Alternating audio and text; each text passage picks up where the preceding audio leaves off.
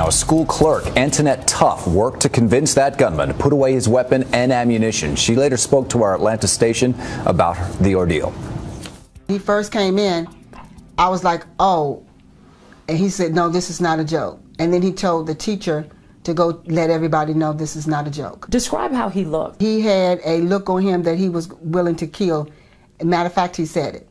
What did he say? He said that he didn't have any reason to live and that he knew he was going to die today. I realized at that time that it was bigger than me. He was really a hurting young man, so I just started praying for him. And then just started talking to him and just allowing him to know some of my life stories and what was going on with me and that it was going to be okay. And he said, no, it's just over. I'm just going to die today. And I told him, no, you're not. You don't have to die today. He actually tried to go out the door where the kids was, and I called him back and kept talking to him to keep him calm, to stay inside with me. Because I knew that if he got outside, that he was going to start shooting the kids. And so I just told him to stay in there with me so the police officers and nobody would kill him. Antoinette, this sounds like such a long ordeal. Were you concerned about how this was going to end? I did when he started putting the clips and when he came in, because when he came in he was just so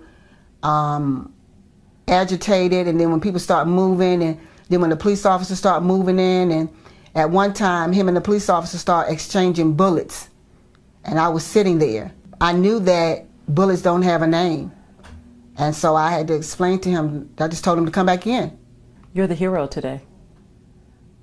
I give it all to God. I'm not the hero.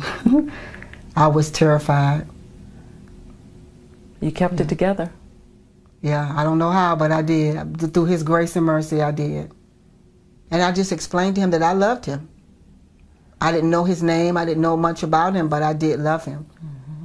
And it was scary because I knew that at that moment, he was ready to take my life along with his. And if I didn't say the right thing, that we all would be dead.